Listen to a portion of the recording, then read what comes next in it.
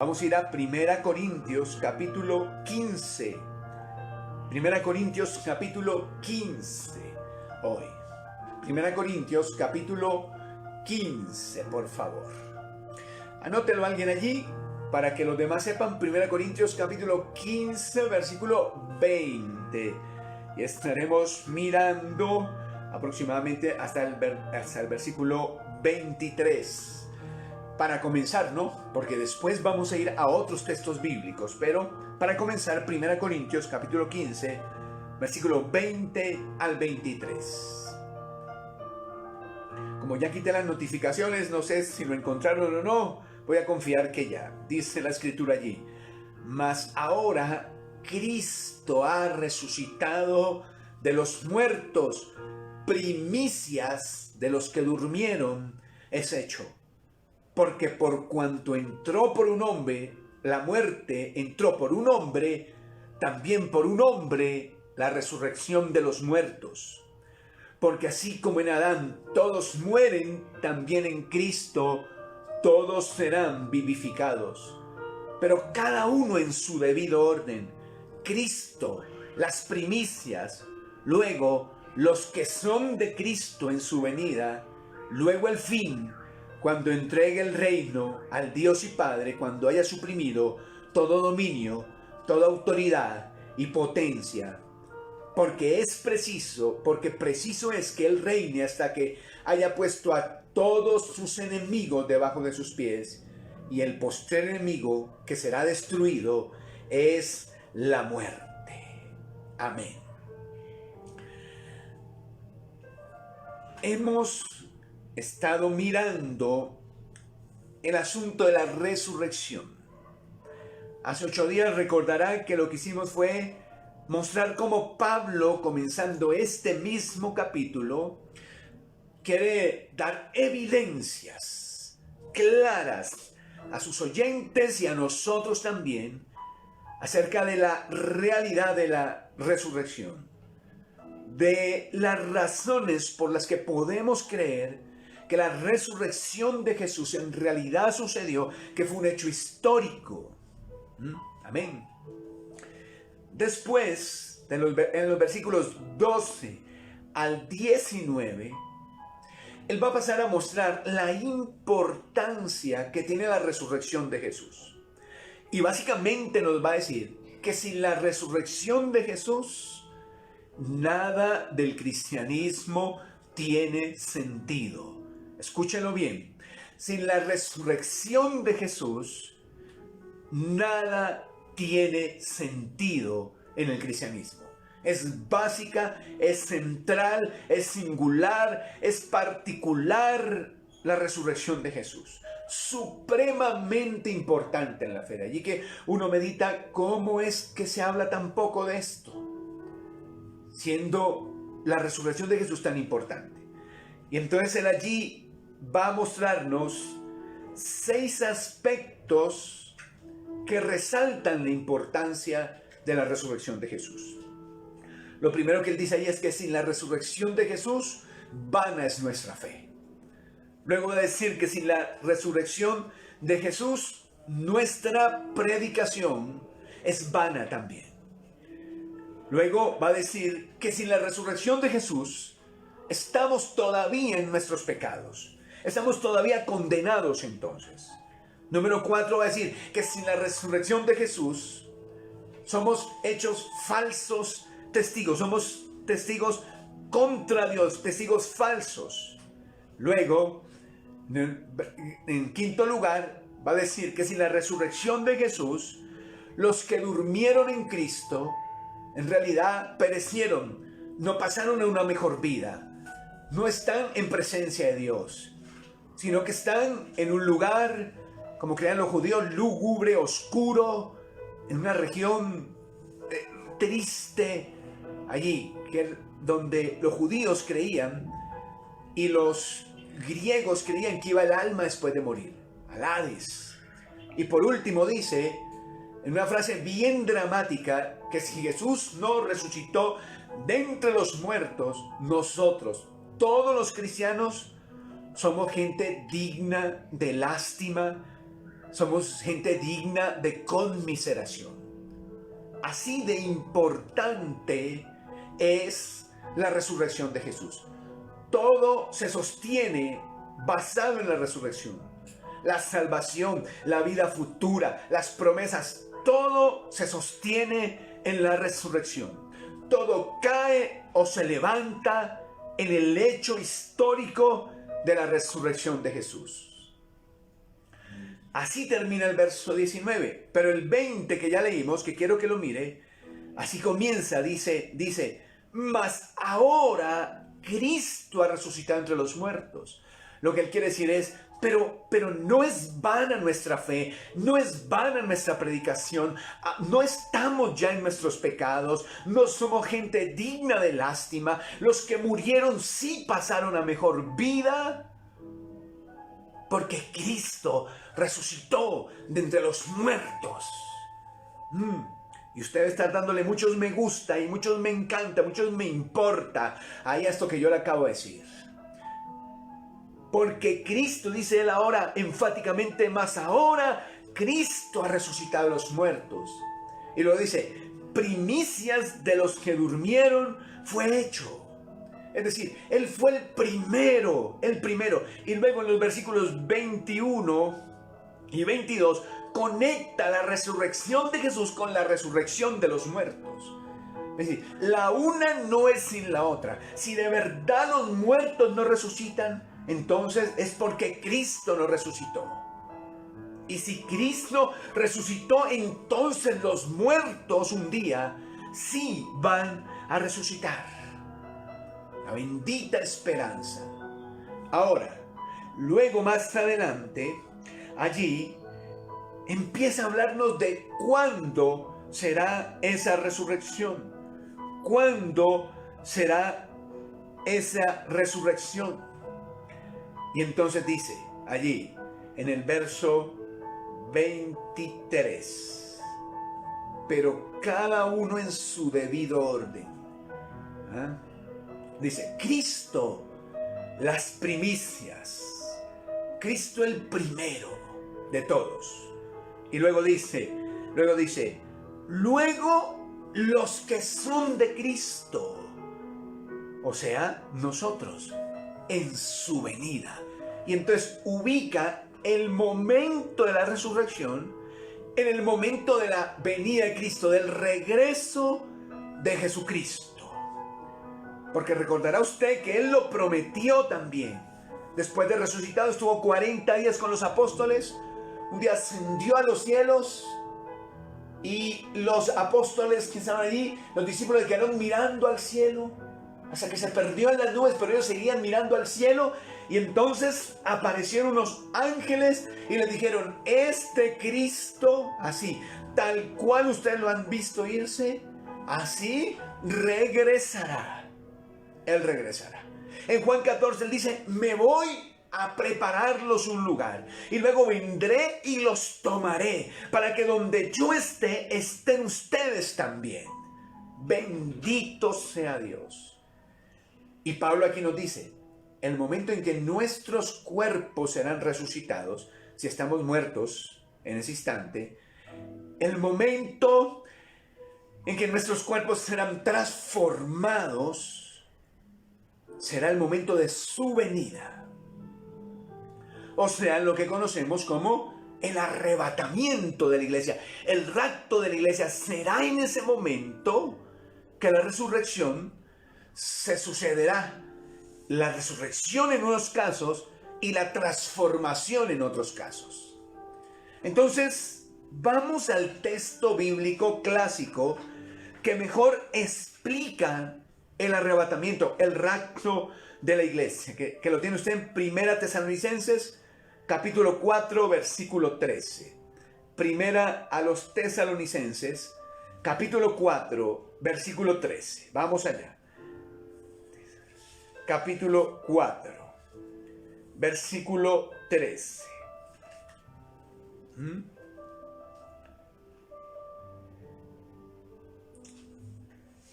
Amén. Mírelo, allí lo tiene. Claro que ahí me equivoqué antes. Antes de ir a este texto, quiero que miremos otro texto, donde habla el apóstol Pablo, que es más bien Segunda de Pedro, capítulo 3, versículo 8. Segunda de Pedro, capítulo 3, versículo 8, que tiene que ver con la venida, el regreso de Cristo. Segunda de Pedro, capítulo 3, versículo 8. Dice ahí, mire, mas, oh amados, no ignoréis esto, que para el Señor un día es como 1000 años, y 1000 años como un día. Y lo dice, el Señor no retarda su promesa, según algunos la tienen por tardanza, sino que es paciente para con nosotros, no queriendo que ninguno perezca, sino que todos procedan al arrepentimiento. Dice, porque el día del Señor vendrá como ladrón en la noche, en el cual los cielos pasarán con gran estruendo y los elementos ardiendo serán deshechos y la tierra y las obras que hay en ellas serán quemadas. Entonces, Pedro aquí, y es lo primero que quiero decirles esta mañana acerca de la venida de Cristo, es que es paciente. Ahorita pasaremos a Tesalonicenses, pero por ahora es paciente la venida de Cristo. Pedro aquí nos lo está dejando muy claro. Está contestando a los burladores allí, que dicen, bueno, pero imagínense cuánto tiempo llevamos esperando la venida de Cristo. Imagínense cuánto tiempo llevamos aquí a la expectativa. Murieron nuestros padres, murieron nuestros abuelos, murieron nuestros tatarabuelos, y siempre el mensaje que Cristo viene, que regresa, que la venida de Cristo, y Cristo no ha venido. Y dudaban y se burlaban, y entonces Pedro le responde aquí y le dice, no, es que olvídense, acuérdense que para el Señor un día es como 1000 años. Un día es como 1000 años. 1000 años como un día. Si tomamos esto literalmente, ¿qué podemos ver? Que si llevamos 2000 años después de su promesa, para Dios solo han pasado 2 días. 2 días. Nada más. Ahora piénselo. La venida de Jesucristo en carne, su primera venida, fue profetizada alrededor de 4000 años antes de que Él apareciera. 4000 años. En esos 4000 años seguramente también muchas personas se burlaron, perdieron su fe, desmayaron en su fe. Porque no venía, y no venía, y no venía. Y los predicadores diciendo Cristo viene. Y los maestros de la Biblia diciendo Cristo viene. Y la abuela diciendo Cristo viene. Pero Cristo no venía. 4000 años desde la promesa de que vendría un Mesías. Y después de alrededor de 4000 años, ese Mesías apareció, figúrese, 4000 años. Una cosa que parecía imposible ya. Habían esperado demasiado tiempo, pero apareció ese Mesías. Y ahora ese Mesías vino y hace 2000 años dijo, yo voy a regresar. Yo vendré otra vez. Yo volveré otra vez por ustedes. Ya no vendrá como el inocente cordero. Ahora vendrá como un león a juzgar a la humanidad entera. Pero lo prometió. Y se cumplirá, hermano. Ahora, entonces, ¿qué es lo que pasa? Pedro dice, el Señor retarda esa promesa por una razón. Y es que Él no quiere que la gente se pierda, que la gente vaya a condenarse. Esa es la razón. ¿Lo leyó conmigo allá? ¿Lo leyó? Dice, Él no retarda su promesa, según algunos la tienen por tardanza, sino que es paciente, no queriendo que ninguno perezca, sino que todos procedan al arrepentimiento. Que todos procedan al arrepentimiento. Esta es la razón de la tardanza. de por qué no vino hace 1000 años o hace 500 años. Él quiere la salvación de las personas. Y por eso se retarda la promesa. Y algunos dirán, bueno, pues como se tarda, esperemos, sigamos viviendo vidas libertinas, porque Él demora todavía. Él se tarda todavía, pero no se equivoque, nunca uno debe tener la misericordia de Dios, la paciencia de Dios como un motivo para pecar. Porque en cualquier momento o Él vuelve o usted muere. Y en ese momento se pierden las esperanzas de salvación.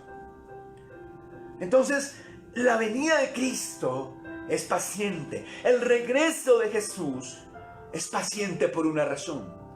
Él no quiere la condenación de la gran mayoría. Ahora sí, vamos a Tesalonicenses. Porque la venida de Cristo es impresionante, hermano.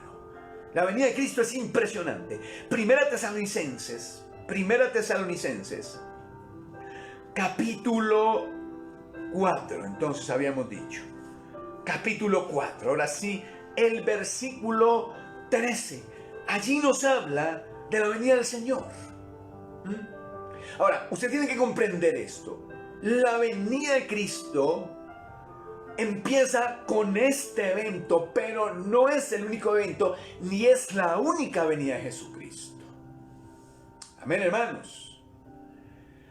Sino que la venida de Cristo empieza aquí y culmina con los cielos nuevos, tierra nueva. Pero una cosa es el arrebatamiento, el rapto del que vamos a hablar hoy, y otra, lo que se conoce como el regreso de Jesús, que se sucederá allí antes de los cielos nuevos, la tierra nueva, antes de el juicio ante el gran trono blanco. Son dos venidas. Hoy vamos a hablar de una. Se menciona como una, pero son dos en realidad, como dos fases de un mismo hecho, dos fases de una misma situación. Entonces, esta es la primera fase, el arrebatamiento, el rapto de la iglesia, que dice aquí, según se describe aquí, es impresionante, impresionante ella.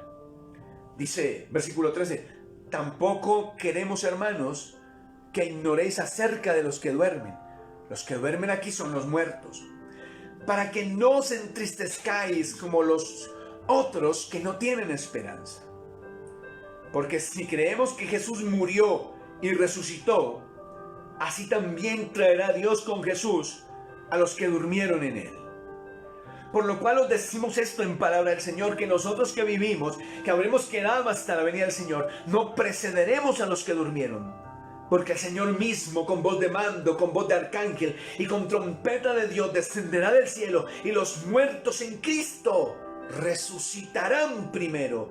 Luego nosotros, los que vivimos, los que ya hemos quedado, seremos arrebatados juntamente con ellos en las nubes para recibir al Señor en el aire, y así estaremos siempre con el Señor. Estas palabras son clarísimas. Usted, si navega por Facebook y esto, se da cuenta que hay mucha gente que niega esto, que dice que el rapto es falso y que el arrebatamiento es falso.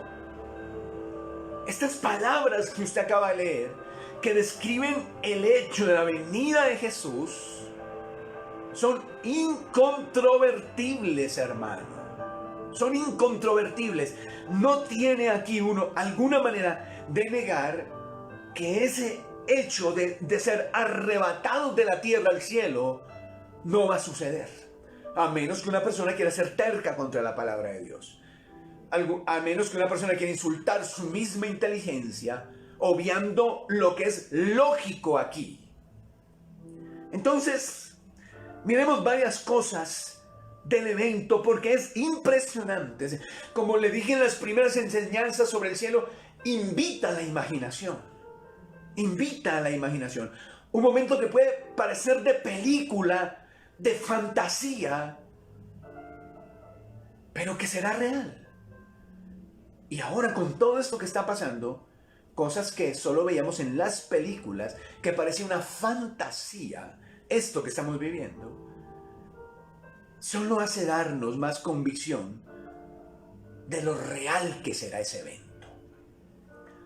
Entonces, dice que Dios, en primer lugar, le dará la orden a un arcángel, a un jefe de ángeles. Eso es un arcángel.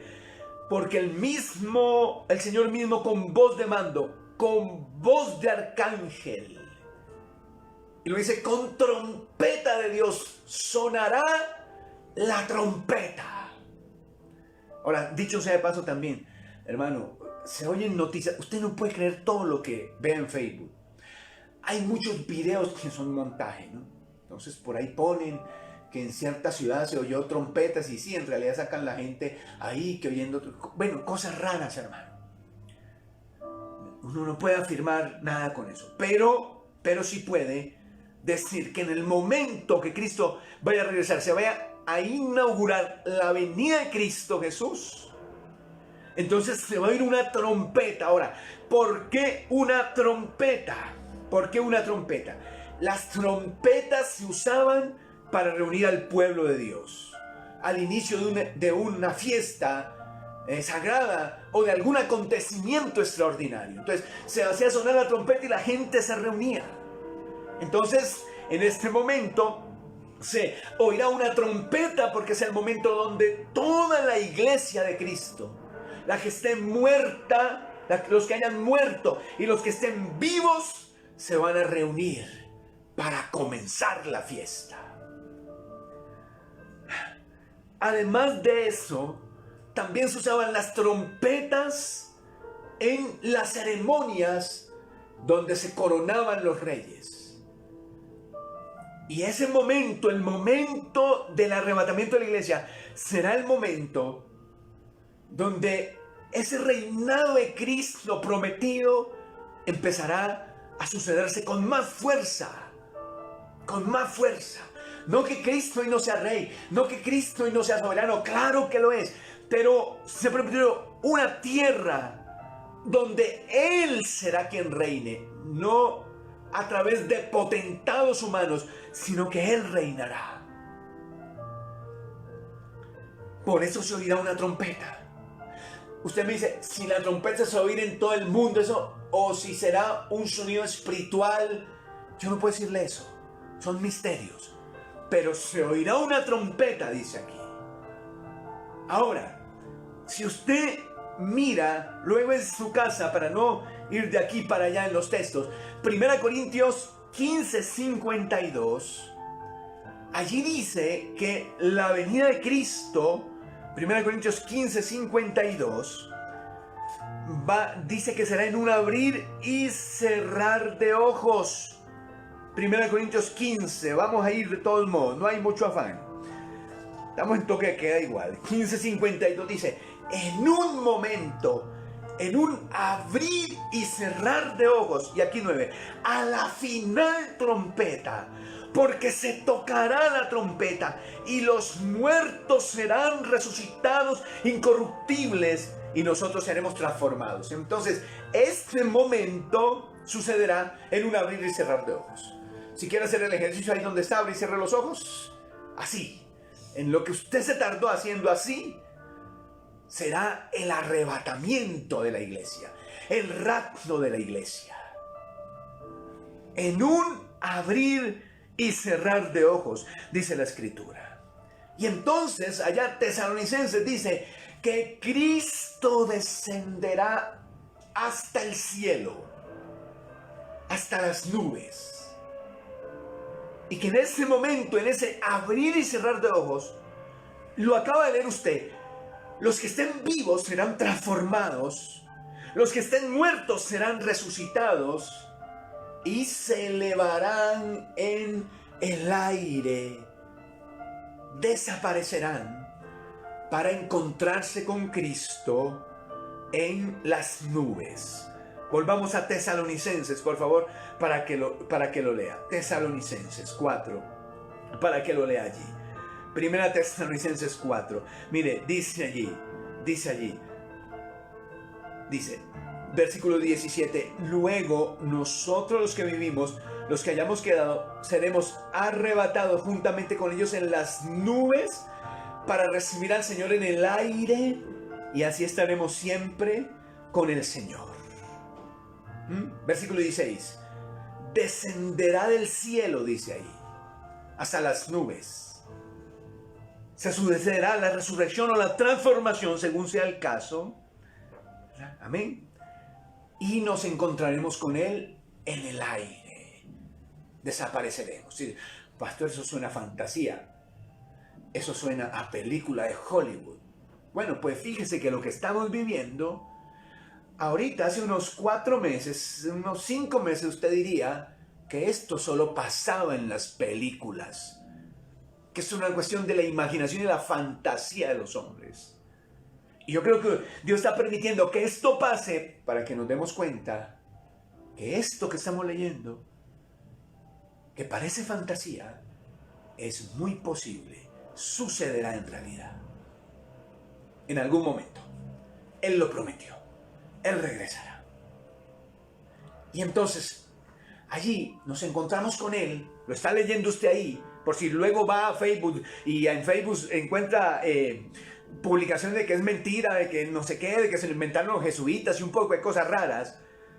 Usted mismo lo lee y dice, mire, si ahí dice, el Señor descenderá del cielo, los muertos resucitarán, los otros serán transformados, serán arrebatados, tomados, arrancados hasta las nubes, y allá en el aire recibirán al Señor.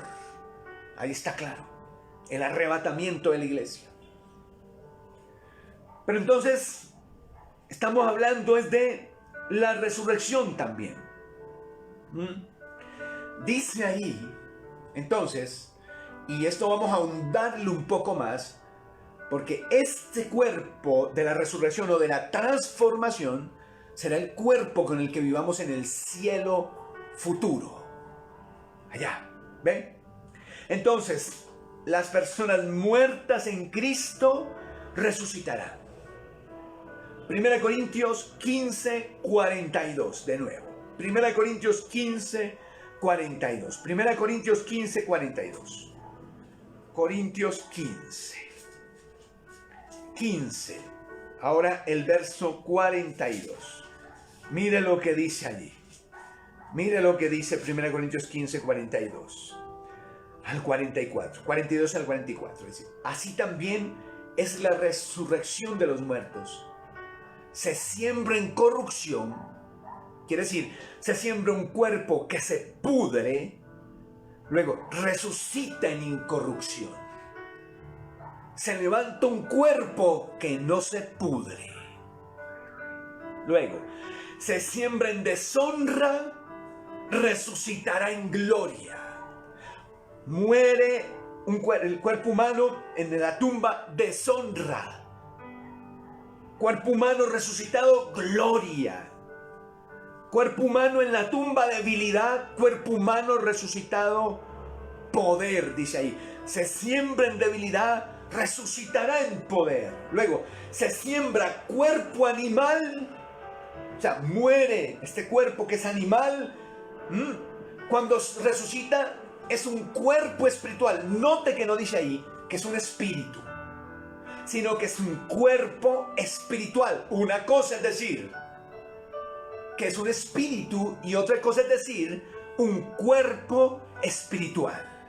Todo eso lo vamos a ver más adelante, en otros domingos, con el favor de Dios. Luego dice, él explica, hay cuerpo animal, que es este cuerpo animal, y hay cuerpo espiritual. Dice, amén, hermano. Entonces los que hayan muerto, no importa si fueron cremados, si murieron desmembrados, no importa nada de eso. La gente que se preocupa dice, no lo cremen porque luego en la resurrección, ¿qué será de él? Murió desmembrado y entonces ahora ¿cómo será? ¿Se lo comió el tiburón? ¿Ahora cómo será eso? No. Y erra por desconocer las escrituras y el poder de Dios esa persona. resucita cuerpo espiritual, resucita gloria, resucita poder. Esos serán unos. Pero los otros, porque allí dice, ¿verdad? Bueno, podemos tomar el 52, porque Tesalonicenses también lo dice, pero bueno, tomémoslo de aquí, que dice, al final del 52 dice, y nosotros seremos transformados, porque es necesario que esto corruptible, esto que se pudre, se vista de incorrupción, y esto mortal se vista de inmortalidad.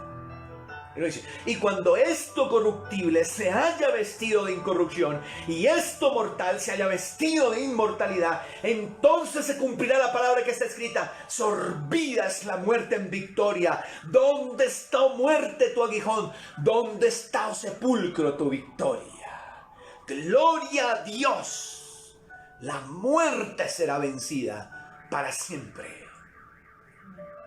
Y entonces dice ahí, clarito, al final del 52, y nosotros seremos transformados. Lo que quiere decir que los que estén vivos, o si nosotros llegamos a estar vivos para ese momento, nuestros cuerpos serán transformados en ese mismo cuerpo en el que tomarán los que murieron en Cristo. Un cuerpo espiritual, poder, gloria, todo lo que acabamos de leer allí. Así será. La parte, los que están en el cielo presente, su parte espiritual está allí, ¿verdad? Ahora en este momento, ese momento se unirá con su cuerpo espiritual. Y ese será el ser que habitará en el cielo futuro. El que reinará con Cristo. ¿Estoy siendo claro? Ya sabe que si tiene preguntas me las pone en los comentarios. Yo le colaboro si Dios me da sabiduría. El que ha muerto en Cristo ya está muerto. Entonces se unirá esa parte espiritual con el cuerpo espiritual. Y ese será el ser que vivirá en el cielo futuro, en los cielos nuevos y en la tierra nueva.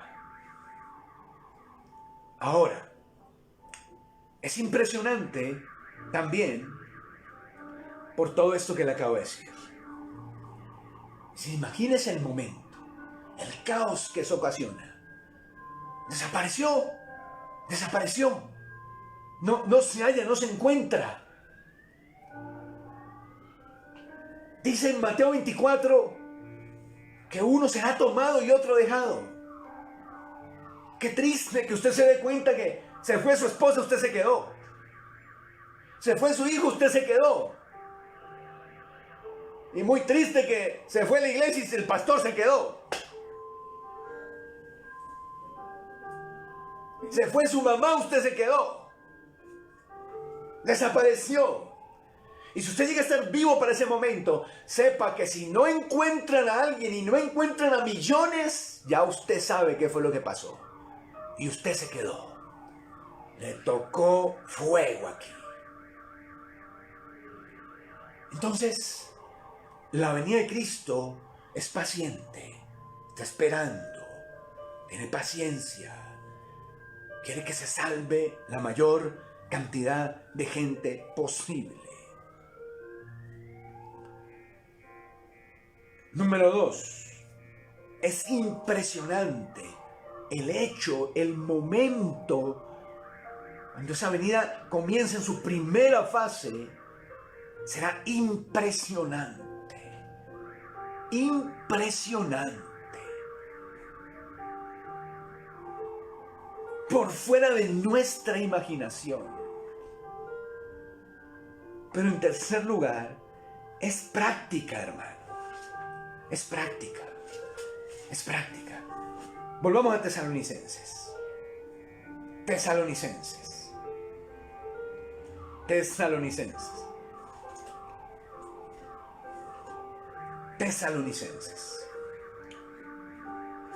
Y él aquí nos va a decir por qué es práctica, de qué manera debe afectar esta doctrina, estos pensamientos nuestra vida? ¿De qué manera debe afectarla? Entonces, versículo 1 comienza diciendo algo que usted tiene que tener muy en claro en esta época. Y es: pero acerca de los tiempos y de las ocasiones, no tenéis necesidad, hermanos, que yo os escriba. Dice, porque vosotros sabéis perfectamente que el día del Señor vendrá así como ladrón en la noche, que cuando digan paz y seguridad, entonces vendrá sobre ellos destrucción repentina, como los dolores a la mujer encinta, y no escaparán, y no escaparán. ¿Está comprendiendo? Nunca le crea a nadie que diga será el 3 de octubre de este año. Nunca le crea a esas personas. Usted tiene que ser muy serio y muy juicioso con estas cosas. Cuando estábamos en esa etapa, bueno, aún estamos en una etapa difícil de esto, pero cuando estamos todos encerrados y la cosa estaba como más, no sé, más difícil emocionalmente hablando, digo, porque ahora está difícil, pero bueno, hubo un momento, sé que usted me entiende lo que quiero decir, un momento donde, bueno, fue muy difícil. Entonces por Facebook, hermano, eso empezaron a bombardear, que eso eran los Illuminati, que eso era el nuevo orden mundial, que el Papa, que Bill Gates, que ya viene Thor, que ya se acerca, Aquaman está saliendo, un poco de cuentos, que el chip, que ya que se lo van a inyectar, que la vacuna es el chip, y un poco de cosas, hermano, que no son serias, que no son juiciosas. Que si hay una marca a la bestia, pues sí hay una marca, pero no sabemos qué es. Hace años era el código de barras, le decían a uno. Ahora que es un chip. Y luego ahora que es una vacuna. Entonces, que el anticristo es el uno, que el anticristo es el otro, que Bill Gates, que eso, que el otro. Hay que ser serios en eso. Que si hay un anticristo, habrá un anticristo. Pero uno no puede andar especulando ni señalando. Porque cuando uno hace esas cosas y asegurando que esto es así, uno entra en la categoría de ser un falso profeta. Un profeta mentiroso. Todas estas cosas son reales. La marca de la bestia, el anticristo, el hecho que Cristo va a volver, la resurrección. Pero uno debe ser serio y juicioso. Ni siquiera Pablo dijo, mire, ustedes saben, yo no tengo tiempo ni hablarle ni de tiempos, ni de fechas, ni de ocasiones. Nadie puede hablar de eso. Lo único que ustedes deben saber es que esa venida es inesperada. Vendrá como ladrón en la noche. Y el ladrón no avisa. El ladrón no avisa. Si avisa, pues, un ladrón muy malo. Pero si avisa, pero no avisa ese ladrón. No avisa. De un momento a otro, inesperado. Que hay unas señales, que hay unas profecías. Sí. Pero ante todo lo que usted tiene que tener en cuenta es esto. Es inesperada esa venida de Jesús. Como ladrón en la noche sucederá esto. Entonces, Pablo nos dice, aquí, volvamos un momentico atrás. En consecuencia, capítulo 4, ¿no? Capítulo 4 ahora, a ver. Tesalonicenses 4, un momento. Tesalonicenses 4. 4 de nuevo. 4, Tesalonicenses 4. Al final. ¿Esto debe ocasionarle miedo? No. Es práctica. La venida de Jesús es práctica. La doctrina del arrebatamiento es práctica también. Debe causarle miedo esto. Usted está ahí oyéndome y dice, ay, Dios mío, ay. No. Tiene que orar que Dios le dé seguridad de su salvación. Y si usted está haciendo las cosas bien, está dando evidencia de salvación, no tiene por qué tener miedo de esto. Si le hace así, usted sabrá por qué es. Si le hace así, usted sabrá por qué es. Si le causa temor, miedo esto, usted sabrá por qué es. Pero nunca se supone que para un cristiano estas cosas sean motivo de miedo y de temor, sino de esperanza y alegría. Si usted ve allí, versículo 13 del capítulo 4, dice claro: para que no os entristezcáis como los otros que no tienen esperanza. ¿Para qué habló Pablo del arrebatamiento, del rapto, de la venida de Jesús? ¿Para qué habló él de eso? Está diciendo claro, para que no se entristezcan, para que hayan esperanza en esto, para que hayan gozo, para que hayan alegría en esto, para que no se angustien como los que no tienen esperanza en estas cosas, para que no se entristezcan como los que no tienen esperanza en estas cosas, para que no anden por ahí desesperados como los que no tienen esperanza. Ahí dice, ¿verdad? Para que no os entristezcáis como los otros. ¿Quiénes son los otros? Los impíos, los que no conocen de Cristo, los otros que no tienen esperanza. Esos son los otros. Pero usted y yo tenemos razones para creer, para confiar y para tener esperanza. Es práctica. La doctrina de la venida de Cristo fue dada para darnos alegría.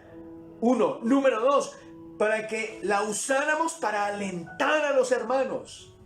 Versículo 18 dice: por tanto, alentaos los unos a los otros con estas palabras. O sea, denle moral a los otros con esta doctrina. Dele ánimo a otros con esta doctrina. Aliente a los que no tienen aliento ya con esta doctrina. Recuérdeles que resucitarán o serán transformados. Recuérdenle de la vida futura. Recuérdenle de las glorias del cielo. Es práctica.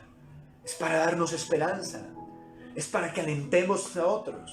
Pero fíjense lo curioso. Cuando vemos a alguien desalentado, hermano, lo último que nosotros decimos es: hermano, no vayas a abandonar tu ministerio porque recuerda que vas a resucitar un día. Eso es lo último que le decimos. ¿Ven cómo estamos de desenfocados nosotros? Cuando oímos a alguien que yo me voy a apartar de Cristo, dice: no, hermano, uno le saca, pero no le dice: hermano, si te apartas de Cristo vas a perder tus recompensas. Recuerda las recompensas celestiales, vas a perderlas, no vas a vivir la gloria del cielo. Dice usted, eso es lo último que uno le dice a una persona. A uno le saca el versículo del uno, del otro, pero no le habla. Y se supone que estas doctrinas son para eso, para alentar al que quiere dejar el ministerio, al que está desanimado en las cosas de Dios, al que tiene entristecido su corazón, calentarlo. Dice: hermano, no estés triste, mira que confía en Dios, mira que Dios te va a ayudar. Y no le dice eso, pero lo último que uno le dice a una persona es: hermano, estás triste, pero recuerda que esta es una leve tribulación momentánea, que no se compara en nada a la gloria que en ti se va a manifestar un día. Y tenemos que cambiar el chip. Ahí sí, el chip hay que cambiarlo. Y sí, claro, todo lo que le hemos dicho a las personas no es que esté mal, pero es mejor centrarlos en el cielo y recordarles de la vida futura. Ahora, no solo nos da esperanza, no solo sirve para alentar a otros, sino que nos debe mantener vigilantes. En el capítulo que sigue, que es el 5, ahora miramos el verso 6 al 8, que dice allí, después de que le está hablando de la venida de Cristo, dice: por tanto, no durmamos como los demás, sino velemos y seamos sobrios. Pues los que duermen de noche duermen, y los que se embriagan de noche se embriagan. Pero nosotros, que somos del día, seamos sobrios, habiéndonos vestido con la coraza de la fe y de amor, y con la esperanza de salvación como yelmo. ¿Ven? Número 3, debe ayudarnos a permanecer alertas. Eso es lo que quiere decir ahí cuando dice... a ver, se me perdió ahora.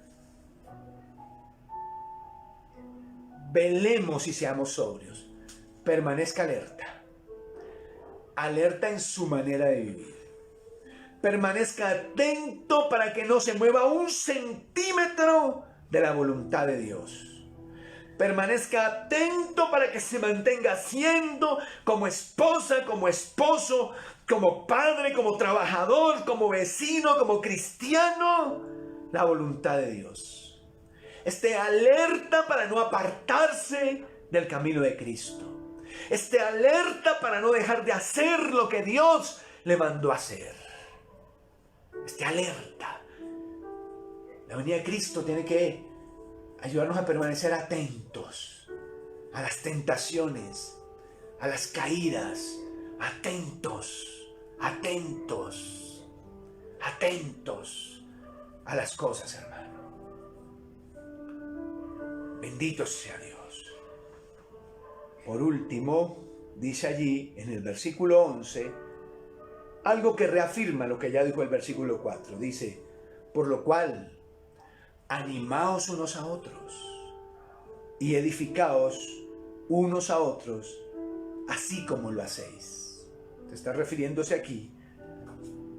Este versículo está en el contexto del arrebatamiento de la iglesia, de nuestra futura transformación o resurrección. Dice, por lo cual, en conclusión, usen estas palabras, usen esta doctrina para animar y edificar a otros. Bendito el Señor. Hermanos queridos, la venida de Cristo, es paciente. No es que no vaya a venir, Él va a regresar, pero no quiere que la gente se pierda, sino que la mayor cantidad de gente posible se salve. Y por eso se está aguantando esa venida y esperando esa venida. La venida de Cristo es impresionante. Imagínese usted el Señor, la trompeta sonando, el Señor descendiendo hasta las nubes, los muertos en Cristo resucitando, los que estén vivos siendo transformados y levantados, oh gloria, para encontrarse con el Señor en el aire y estar siempre con Él. Impresionante, hermoso, maravilloso momento de la historia. La venida del Señor, no lo olvide, es práctica. Saber estas cosas, tenerlas claras, entenderlas, debe llevarnos a un mejor estilo de vida, a no renunciar, a perseverar, a permanecer, a seguir adelante, a buscar la santidad, a estar en comunión con Dios, oración, palabra, ánimo, fuego en el alma. Como le dije hace 8 días, si usted de verdad cree estas cosas, así vivirá. Es cuando no las creemos que hacemos con nuestra vida lo que deseamos y vivimos lejos de la voluntad de Dios.